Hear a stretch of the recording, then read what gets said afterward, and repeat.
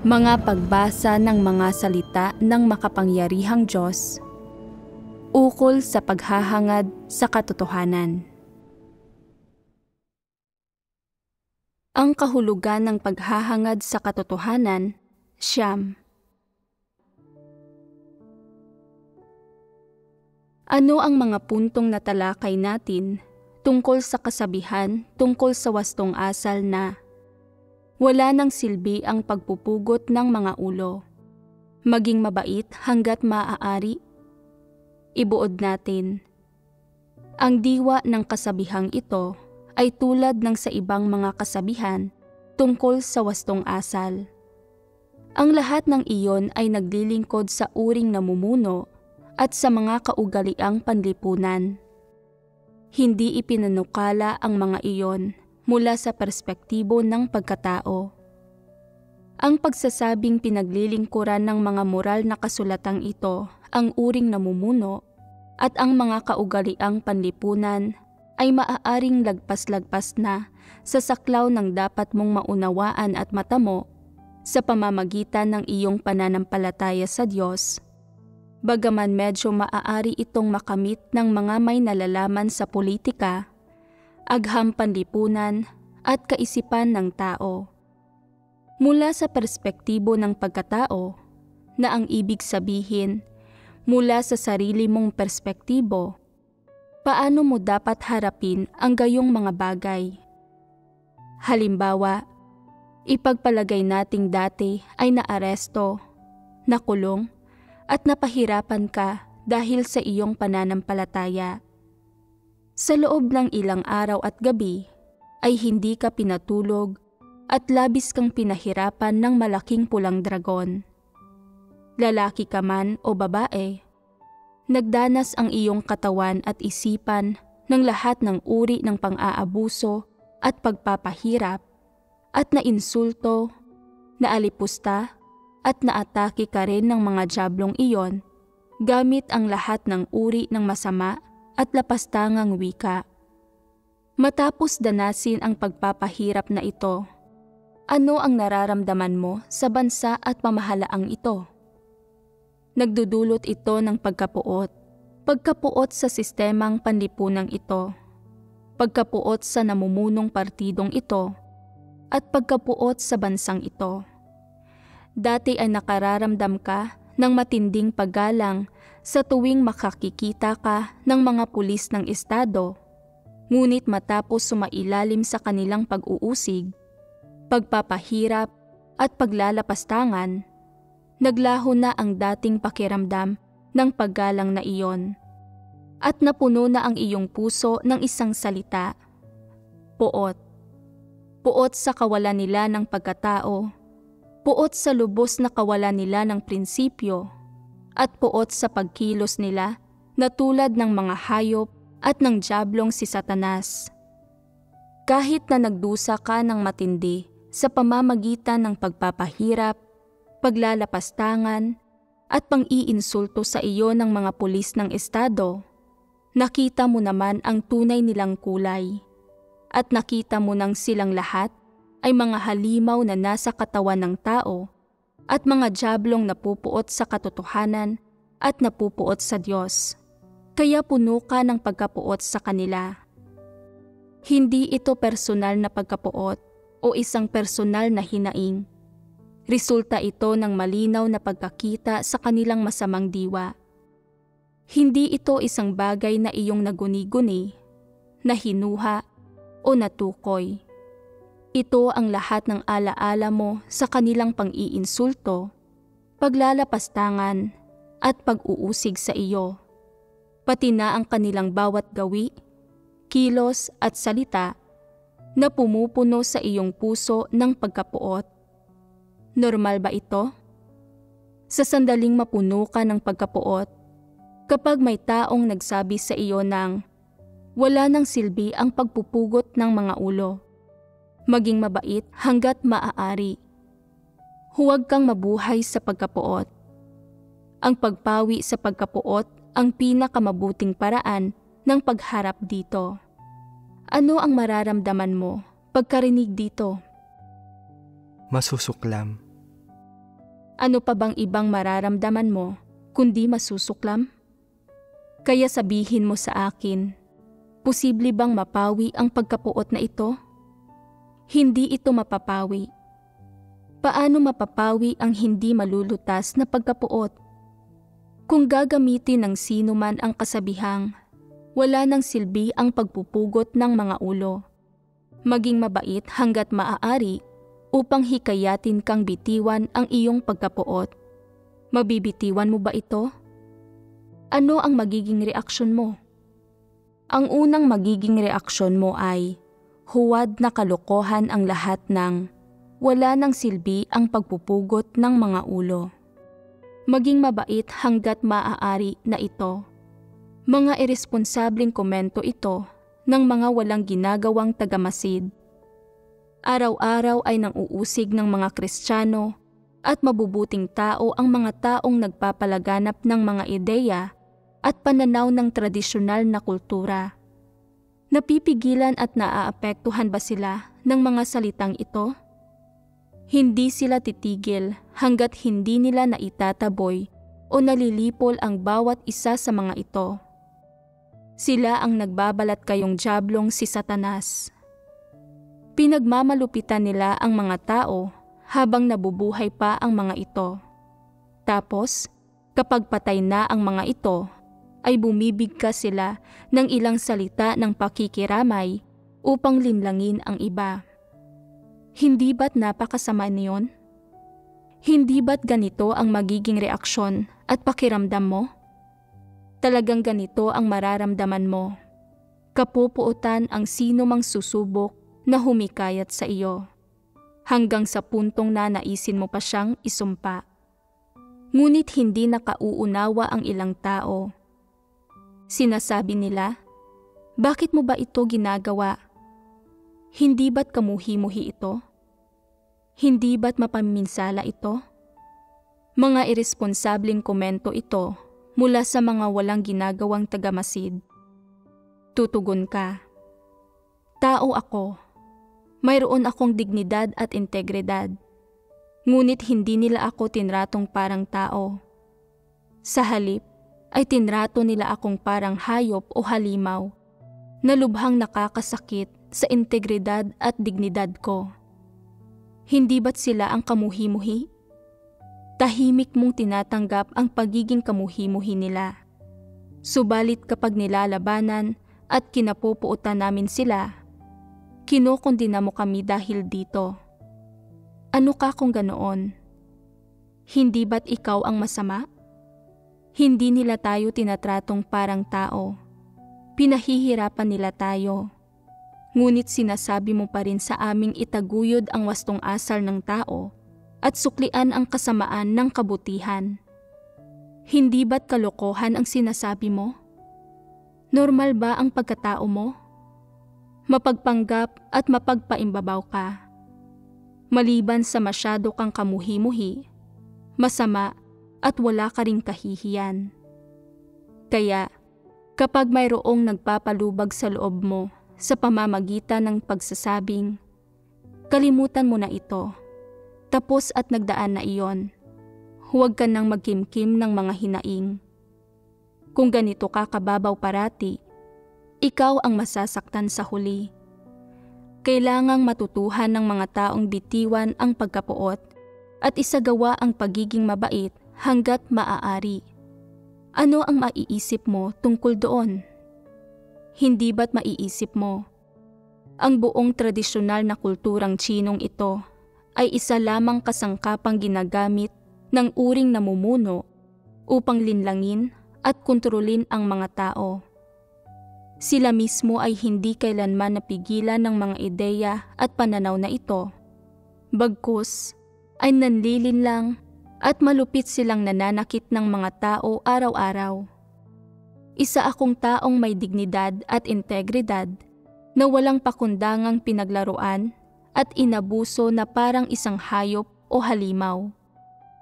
Nagdanas ako ng napakaraming insulto at panghahamak sa piling nila, at napahirapan at napagkaitan ng aking dignidad at integridad hanggang sa magmistulang hindi na ako tao. Subalit nagsasalita ka pa tungkol sa moralidad? Sino ka upang magsabi ng mga bagay na matayog pakinggan? Hindi pa ba sapat na minsan na akong napahiya, gusto mo pang pahiyain nila akong muli? Imposibleng bitiwan ko ang pagkapuot na ito. Isa ba itong pagpapamalas ng normal na pagkatao? Isa itong pagpapamalas ng normal na pagkatao. Sinasabi ng ilang tao, hindi ito isang pagpapamalas ng normal na pagkatao. Pag-uudyok ito ng pagkapuot. Kung ganoon, sino ang nagdulot sa pag-uugali ng taong ito at sa pagkapuot na ito? Alam mo ba? Kung hindi siya brutal na inusig ng malaking pulang dragon, aasal ba siya ng ganito? Inusig siya at sinasabi lamang niya ang laman ng isip niya. Paano iyon naging pag-uudyok ng pagkapuot? Ganito na nga inuusig ng mga satanikong rehimen ang mga tao. Gayon may hindi pa nila pinahihintulutan ang mga taong sabihin ang nasa isip nila. Inuusig na nga ni Satanas ang mga tao. Gayon may nais pa nitong itikom nila ang kanilang mga bibig. Hindi sila nito pinahihintulutang mapuot o lumaban. Anong uri ng pangangatwiran iyon? Hindi ba't dapat lumaban ang mga taong may normal na pagkatao sa paniniil at pananamantala? Dapat ba ay maamo lamang silang magpasakop? Sa loob ng libu-libong taon ay ginawang tiwali at pininsala ni Satanas ang sangkatauhan. Sa sandaling maunawaan ng mga mananampalataya ang katotohanan, dapat na silang gumising, lumaban kay Satanas, ilantad ito, kapuutan ito at talikdan ito. Ito ang normal na pagkatao at inorden ito ng langit at kinilala ng lupa. Ito ang mabuti at matuwid na gawang dapat na magawa ng normal na pagkatao at pinupuri ito ng Diyos. Saang anggulo mo man tingnan, ang kasabihan tungkol sa wastong asal na wala nang silbi ang pagpupugot ng mga ulo, maging mabait hanggat maaari, ay lubhang hindi makatao at kasuklam-suklam. Sinasabi nito sa mga tao ng uring pinamumunuan na huwag lumaban sa anumang hindi patas na pagtrato. Kahit ano pang mga pag-atake, panghahamak, o mga pinsalang dinaranas ng kanilang integridad, dignidad at karapatang pantao, kundi sa halip ay maging sunod-sunuran dito. Hindi sila dapat maghiganti o mag-isip ng tungkol sa mga kamuhi-muhing bagay, lalong hindi ng tungkol sa pagganti, bagkus ay kailangan nilang siguraduhing maging mabait hanggat maaari. Hindi ba't hindi ito makatao? Malinaw namang hindi ito makatao. Yamang hinihingi nito sa uring pinamumunuan, mga pangkaraniwang tao, na gawin ang lahat ng ito at umasal ng may ganitong uri ng wastong asal. Hindi ba dapat ay mahigitan pa ng wastong asal ng uring namumuno ang kinakailangang ito? Isa ba itong bagay na dapat ay higit pa silang maobligang gawin? Nagawa na ba nila ito? Kaya ba nila itong gawin? Ginamit ba nila ang kasabihang ito upang pigilan at sukatin ang kanilang sarili? Ginamit ba nila ang kasabihang ito sa pagtrato nila sa kanilang mga nasasakupan, sa mga taong pinamumunuan nila? Kailanman ay hindi pa nila ito nagagawa. Sinasabihan lang nila ang kanilang mga nasasakupan na huwag tingnan ng may animosidad ang lipunang ito, ang bansang ito o ang uring namumuno, at na anumang hindi patas na pagtrato ang danasin ng mga ito sa lipunan o sa pamayanan ng mga ito. At kahit gaano pa magdusa ang mga ito ng pisikal, mental at espiritual, kailangang matutuhan ng mga ito na maging mabait hanggat maaari. Sa kabaligtaran, kung ang mga ordinaryong tao, mga pangkaraniwang mamamayan sa kanilang mga mata, ay hihindi sa kanila o magkakaroon ng anumang taliwas na opinyon at ipahahayag ang tungkol sa katayuan, pamamahala at autoridad ng uring namumuno, mahigpit na mapangangasiwaan ang mga ito at matindi pang ang maparurusahan.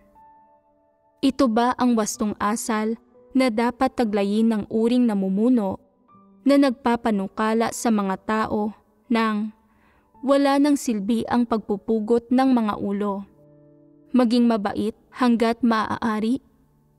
Kung sa mga pangkaraniwang mamamayan ng uring pinamumunuan ay magkakaroon ng pinakamaliit na problema o pinakamaliit na pagbabago, o kung magkakaroon ng pinakabahagyang paglaban sa kanila sa isipan ng mga tao, susugpuin ito hanggat maaga.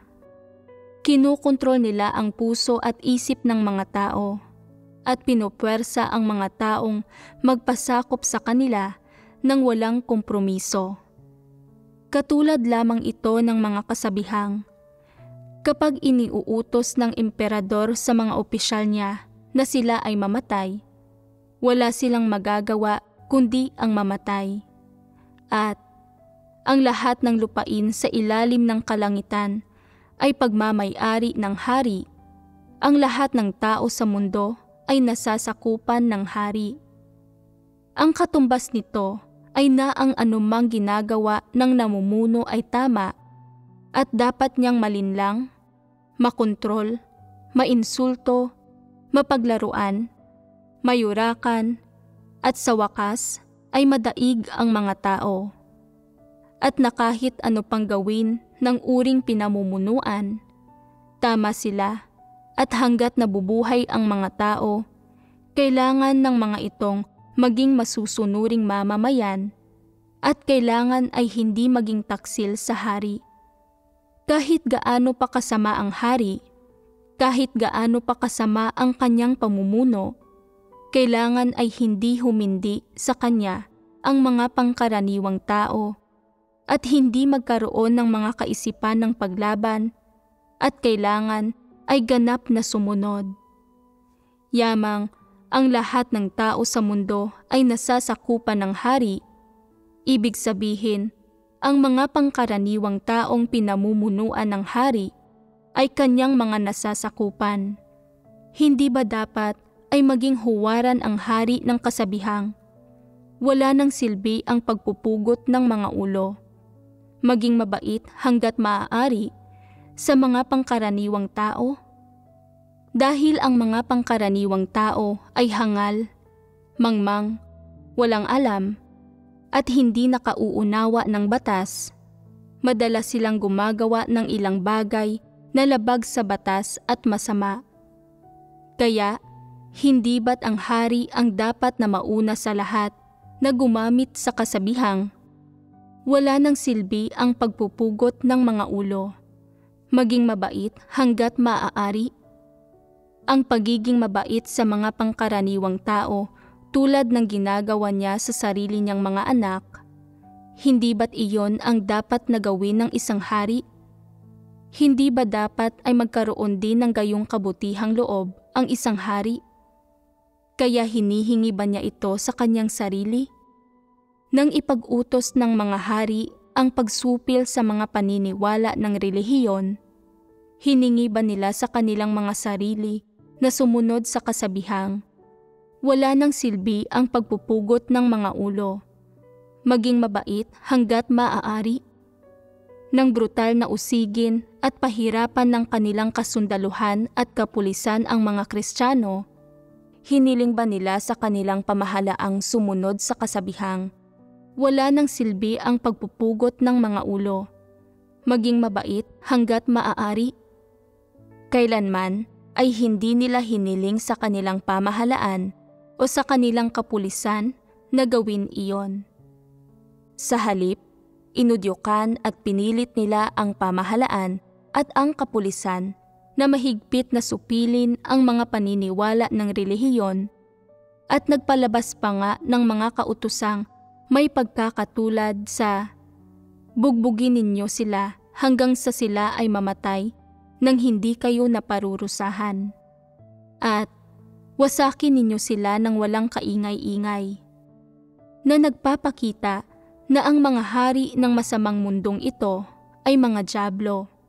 Sila ay mga haring dyablo. Sila ay si Satanas. Ang mga opisyal lamang ang pinahihintulutan nilang magsindi ng mga apoy. Ngunit hindi nila pinahihintulutan ang mga taong magsindi kahit ng mga ilawan. Ginagamit nila ang mga tradisyonal na kasabihang ito tungkol sa wastong asal upang limitahan at pigilan ang mga tao sa takot na titindig ang mga tao laban sa kanila. Kaya naman, gumagamit ang uring namumuno ng lahat ng uri ng kasabihan tungkol sa wastong asal upang linlangin ang mga tao. Iisa lamang ang kanilang layunin, ang limitahan at igapos ang mga kamay at paa ng mga tao, nang sa gayon ay magpasakop ang mga tao sa kanilang pamamahala at hindi nila pinalalampas ang anumang paglaban. Ginagamit nila ang mga teoryang ito tungkol sa wastong asal upang matuliro at malinlang ang mga tao. Dinadaya ang mga ito upang yumukod ang mga ito at maging masusunuring mamamayan. Kahit gaano pa makaiwas sa kaparusahan at mangyurak ng mga tao ang uring namumuno, kahit gaano pa sila maniil at manamantala ng mga tao, magiging sunod-sunuran lamang dito ang mga tao at hindi talaga makalalaban ang mga ito. Maging kapag nahaharap sa kamatayan, nagagawa lang piliin ng mga taong tumakas. Hindi sila makalaban ni mga hasman lamang na magkaroon ng mga saloobin ng paglaban. Ni hindi sila makatingin sa mga asarol at karit o mapanatili ang mga iyon sa kanilang tabi. Ni hindi rin sila makapagdala ng mga lanseta at panggupit ng kuko sa layong ipakita na masusunurin silang mamamayan at na palagi silang magpapasakop sa pamamahala ng hari at maging tapat sa hari magpakailanman. Hanggang saan dapat umabot ang kanilang katapatan? Walang sino mang nangangahas magsabing, bilang mga mamamayan, kailangan nating gamitin ang mga ideya at pananaw ng tradisyonal na kultura upang pangasiwaan at higpitan ang ating hari. At walang sino mang nangangahas na magpanukala ng kahit bahagyang naiibang opinyon kapag natutuklasan niyang gumagawa ng kasamaan ang hari, kung hindi ay mapapatay siya dahil dito. Napakalinaw na ang tingin ng namumuno sa kanyang sarili ay hindi lamang hari ng mga tao, kundi kataas-taasang tagapamahala at tagakontrol din ng mga tao. Sa kasaysayang Tsino, tinatawag ng mga emperador na ito ang kanilang sarili bilang Tianzi. Ano ang kahulugan ng Tianzi? Ang kahulugan nito ay anak ng celestial na langit o ang anak ng langit sa madaling salita. Bakit hindi nila tinawag na anak ng lupa ang kanilang sarili? Kung ipinanganak sila sa lupa, ay dapat silang maging mga anak ng lupa, at yamang malinaw na ipinanganak sila sa lupa, bakit nila tinatawag ang kanilang sariling anak ng langit? Ano ang layunin ng pagtawag sa kanilang sariling anak ng langit? Ito ba ay dahil gusto nilang hamakin ang lahat ng mga buhay na nilikha at ang mga pangkaraniwang mamamayang ito? Ang paraan ng kanilang pamumuno ay pagkontrol sa mga tao gamit ang kapangyarihan at katayuan higit sa ano paman. Na ang ibig sabihin, nang maupo sila sa kapangyarihan at maging emperador, baliwala sa kanila ang pagkilos ng hindi isinasaalang-alang ang mga tao at isinasapanganib ang mga tao sa pagkakabitay dahil sa pagpapakita ng kaunting-kaunting pag-aatubili. Gayon nabuo ang titulong Anak ng Langit. Kung sasabihin ng emperador na siya ay anak ng lupa, magmumukhang mababa ang kanyang katayuan at hindi siya magkakaroon ng pagiging maharlika na sinasabi niyang dapat taglayin ng isang hari. Hindi rin niya masisindak ang uring pinamumunuan.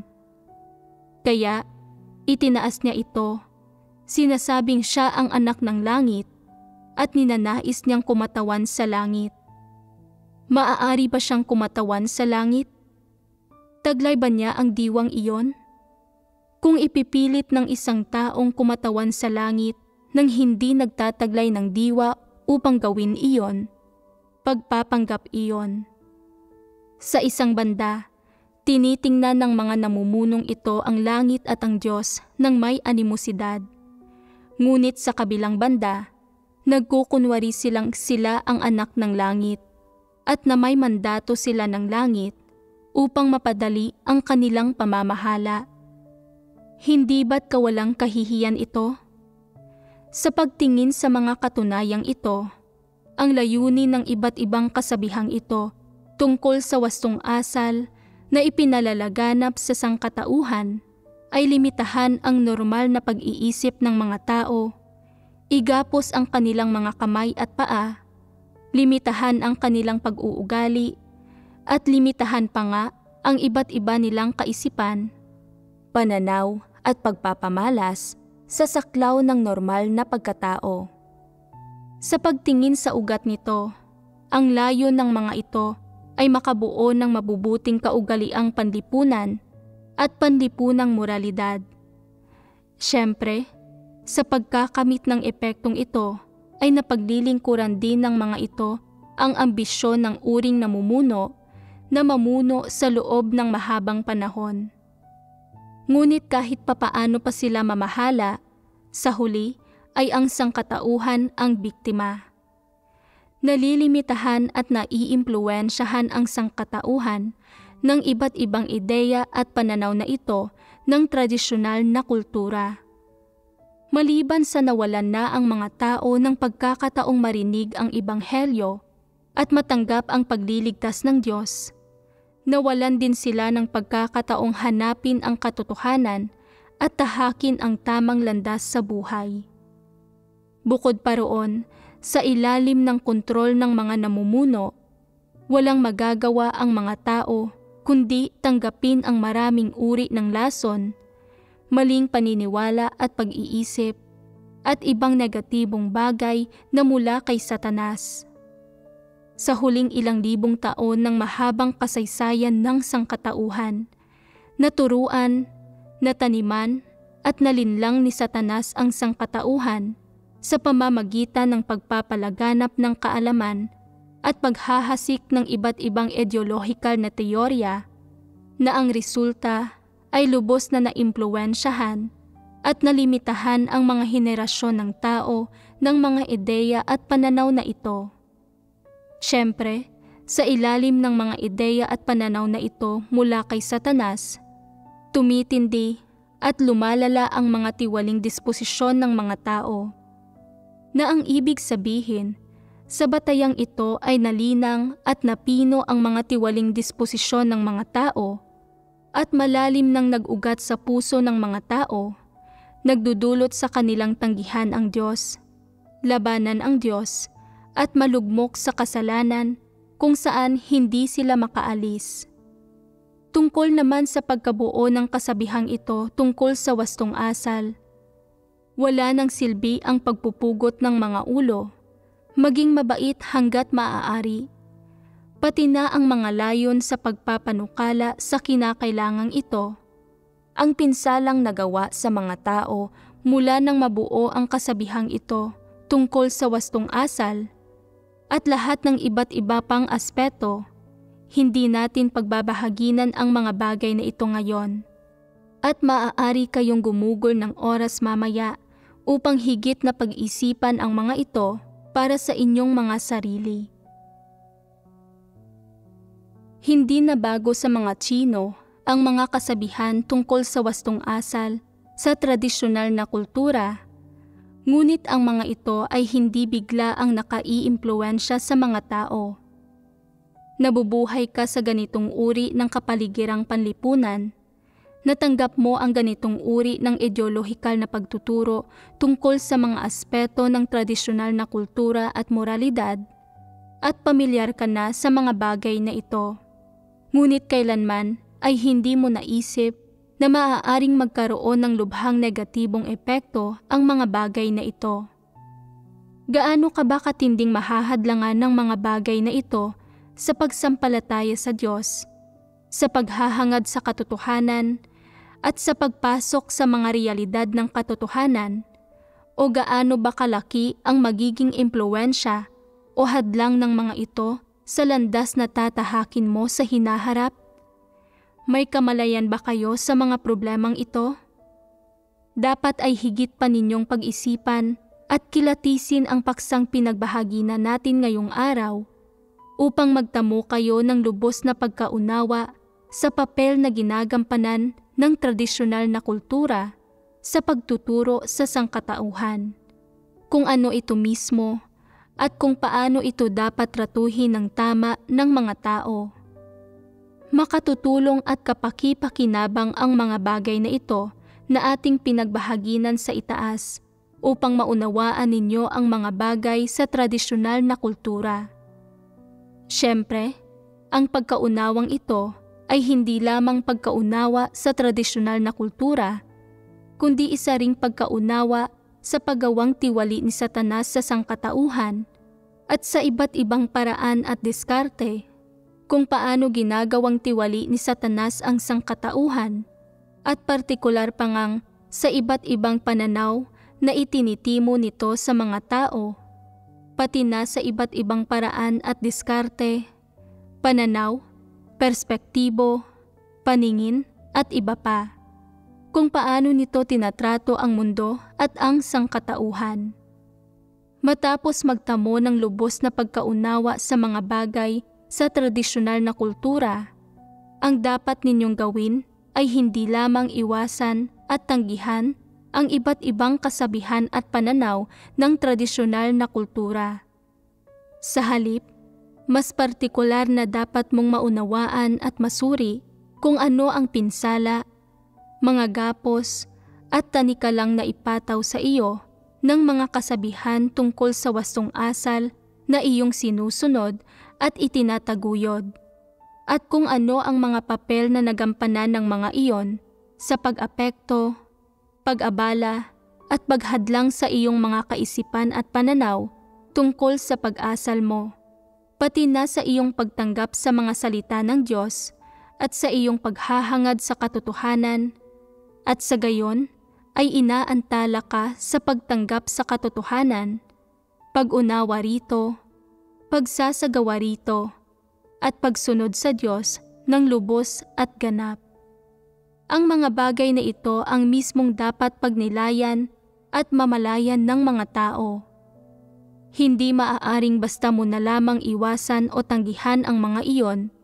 Kailangan ay magawa mong makilatis at lubos na maunawaan ang mga iyon upang ganap mong mapalaya ang iyong isipan mula sa mga mapanlihis at nakaliligaw na bagay na ito sa tradisyonal na kultura.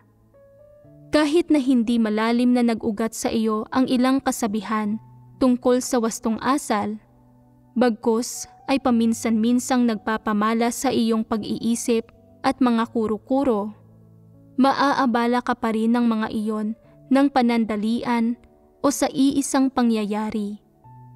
Kung hindi mo makikilatis ng malinaw ang mga iyon, maaari pa ring maging medyo positibo o malapit sa katotohanan ang tingin mo sa ilang kasabihan at pananaw, at isa itong bagay na lubhang nakababahala. May mga partikular na kasabihan tungkol sa wastong asal na sa loob mo ay medyo gusto mo.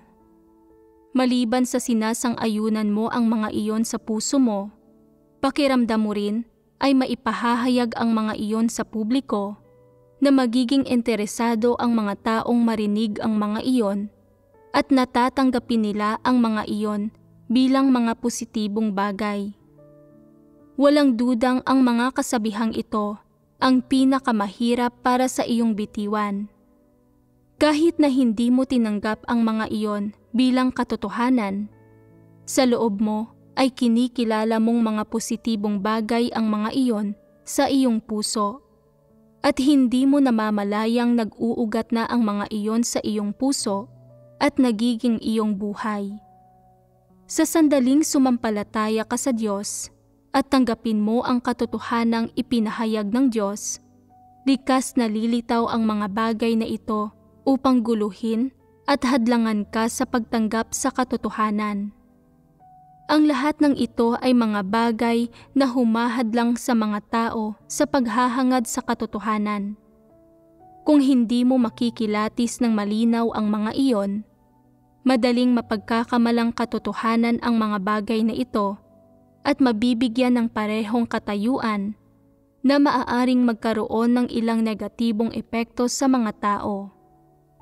Maaaring hindi mo itinuturing na katotohanan ang mga kasabihang ito, tulad ng huwag mong ibulsa ang pera na iyong napulot, maging masaya sa pagtulong sa iba, at maging mahigpit sa iyong sarili at mapagparaya sa iba, at na hindi mo itinuturing ang mga iyon bilang pamantayan sa pagsukat sa sarili mong wastong asal, at na hindi mo hinahangad ang mga iyon bilang mga mithiin sa pag-asal. Ngunit hindi ito nangangahulugang hindi ka naimpluwensyahan at nagawang tiwali ng tradisyonal na kultura. Maaari ring isa kang taong walang pakialam sa maliliit na detalye, sa puntong wala kang pakialam kung ibubulsa mo ang pera na iyong pinulot o hindi, o kung magiging masaya ka sa pagtulong sa iba o hindi. Ngunit kailangan mong maunawaan at maging malinaw sa iyo ang isang bagay. Nabubuhay ka sa ganitong uri ng kapaligirang panlipunan at sa ilalim ng impluwensya ng isang tradisyonal na kultural at ideolohikal na pagtuturo, kaya hindi mo maiiwasang sundin ang mga kasabihang ito na ipinapanukala ng sangkatauhan at gagamit ka ng kahit papaano ay ilan sa mga iyon bilang pamantayan mo sa pagsukat sa wastong asal. Ito ang dapat mong taimtim na pagnilayan. Maaari ring hindi mo ginagamit ang mga kasabihan tulad ng huwag mong ibulsa ang pera na iyong napulot o maging masaya sa pagtulong sa iba bilang pamantayan mo sa pagsukat sa wastong asal, ngunit sa kaibuturan ng iyong puso ay iniisip mong talagang marangal ang ibang kasabihang tulad ng haharapin ko ang panganib para sa isang kaibigan. At ang mga iyon ay naging mga saligan na nakaiimpluwensya sa iyong buhay o naging pinakamataas na pamantayan kung saan tinitingnan mo ang mga tao at bagay at ikaw ay umaasal at kumikilos. Ano ang ipinakikita nito? Bagaman sa kaibuturan ng iyong puso ay hindi mo sinasadyang igalang o sundin ang tradisyonal na kultura, ang mga saligan mo ng pag-asal, ang mga paraan kung paano ka umaasal, at ang mga mithiin mo sa buhay, pati na ang mga prinsipyo, pamantayan, at saligan mo sa mga mithiin sa buhay na iyong hinahangad ay talagang hindi malaya sa tradisyonal na kultura. Hindi natakasan ng mga iyon ang mga prinsipyo ng kabutihang loob, pagiging matuwid, kagandahang asal, karunungan, at pagiging mapagkakatiwalaan na itinataguyod ng sangkatauhan o kung anong saligan ng wastong asal na ipinapanukala ng sangkatauhan. Hindi mo talaga natakasan ang mga limitasyong ito. Sa madaling salita, hanggat isa kang tiwaling tao, isang buhay na tao, at kinakain mo ang pagkain sa mundo ng tao, ang mga prinsipyo ng pag-asal at buhay na iyong sinusunod ay walang iba kundi ang mga prinsipyo at saligang ito ng wastong asal mula sa tradisyonal na kultura. Dapat ninyong maunawaan ang mga salitang ito na sinasabi ko at ang mga problemang ito na inilalantad ko. Gayunpaman, marahil ay iniisip mo na wala sa iyo ang mga problemang ito, kaya wala kang pakialam sa sinasabi ko. Ang totoo, taglay ng lahat ng tao ang mga problemang ito sa iba't ibang antas. Namamalayan mo man ito o hindi, at isa itong bagay na dapat na taimtim na pagnilayan at maunawaan ng mga sumasampalataya sa Diyos at naghahangad sa katotohanan.